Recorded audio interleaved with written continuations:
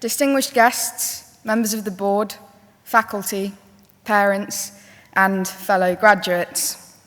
Hello.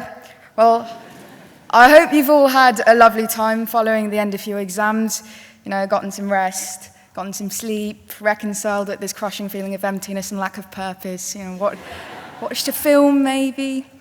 So I knew that the task of having to encapsulate the collective experience of having been part of the class of 2017 would not be an easy one. But something did strike me along the way that is quite different about our particular cohort. We are the first graduating class from East to include among us people who have been here for 8 or 9 years. Well, not here, but at the temporary campus in Ang Mo Kio while the current one was being built. And if I could for a moment speak on behalf of all of us who made, shall we say, the Great Crossing, this school has always been quite special. So if you never had the privilege of experiencing what AMK was like, I can paint you a picture. So just imagine a concrete box with children inside it. Perfectly happy children, as opposed to what you might usually assume children in a concrete box to be like, but very fulfilled.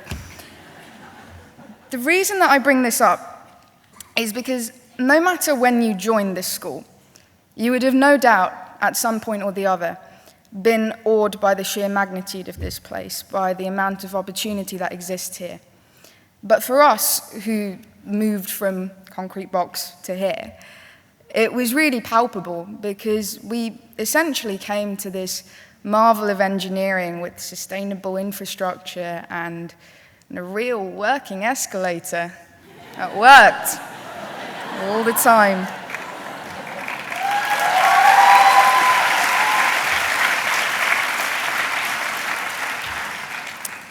But there was something that happened that was rather strange, because we'd been living in this atmosphere of anticipation for so long, and when we finally came here, I think all of us expected that atmosphere to evaporate eventually, for this luster of newness to fade.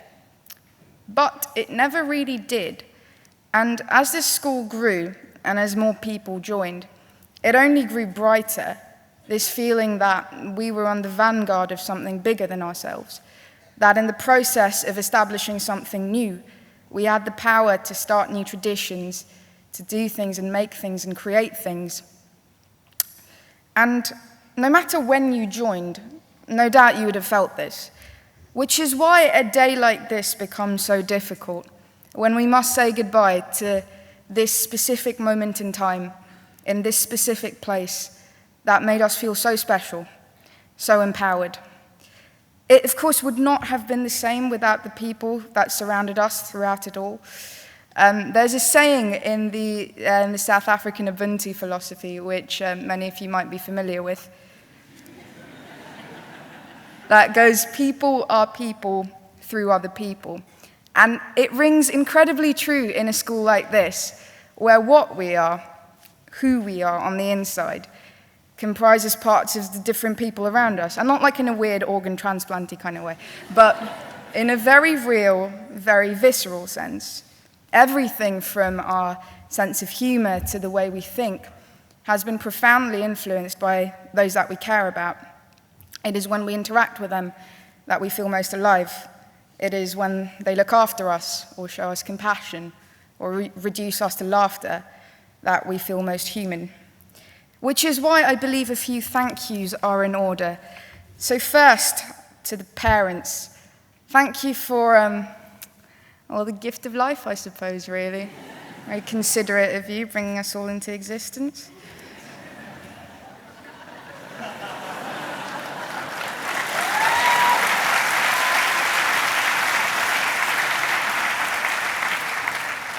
Next, to all those in facilities, administration, and non-teaching staff, thank you for keeping this school running the way that it does. We appreciate you immensely, and you are such a big part of the reason why this place feels like home.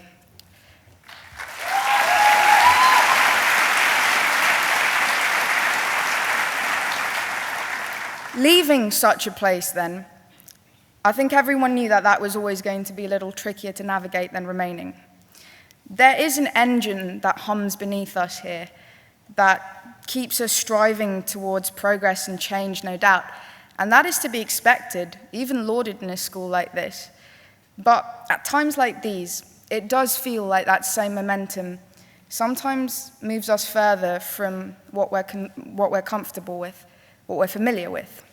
One of the best things that I've heard all year was when someone said, don't you think this Santai cafe is a metaphor? And obviously the person next to them said, just pay for your Milo, you're holding up the queue. But of course they're absolutely true, because it is.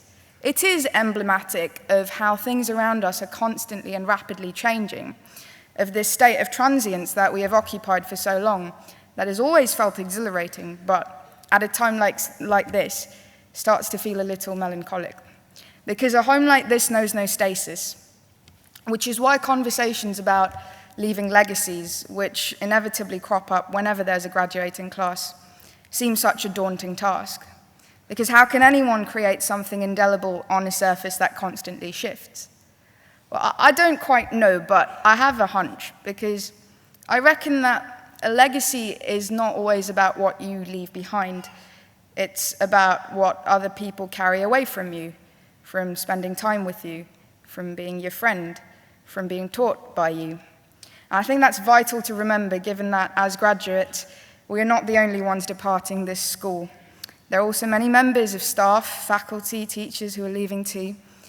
And I think as a community in flux, and for anybody in the process of saying goodbye, it is sometimes quite easy to forget that the marks that we leave will not always be overt, but they will always be deeply felt by the people around us, by those we care about. And in that sense, no one can ever truly be replaced. In light of which, I would like to thank above all the teachers. I can't quite put into words how much we value you. You have been so exceptionally wonderful, so unfailingly kind, and we wouldn't be here without you. You truly are some of the bestest people we know.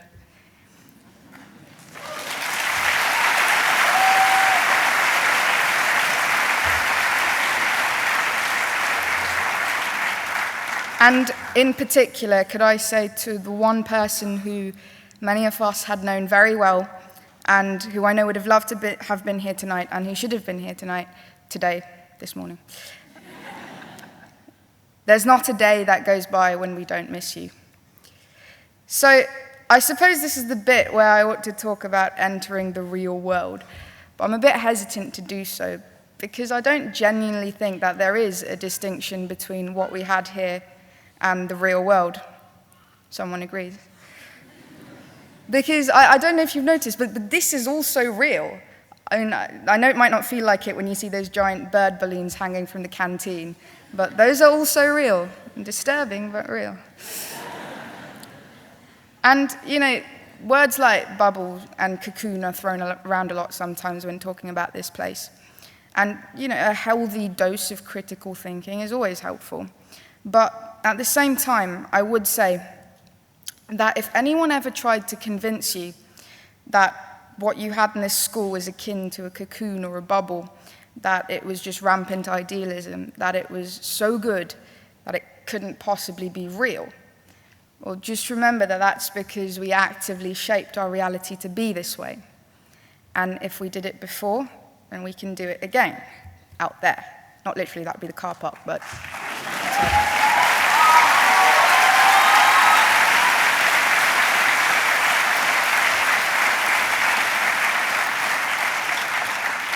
Because no matter how long you've been at this school, whether that be 2 years or 4 years or 9 years, and this is assuming like you've enjoyed your time here. If you haven't, then just smile and nod. Actually, don't, you'd be outing yourself.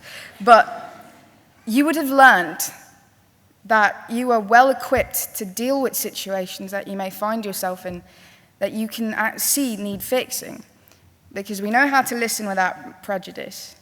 We know that empathy is not a weakness, but passivity is. We know never to simply acquiesce, but to think carefully about why we do the things we do. Exactly. So to wrap up, class of 2017, I'm sure that you'll all go on to do great, great things. But, and perhaps more importantly, I hope that we also do good things and kind things, and things that we may not necessarily be obliged to do, but that we do them anyway, because they are the right things. Because I reckon if we can manage that, then each and every single one of us will be able to look back at our time here with unequivocal pride and think, yeah, job done. Thank you.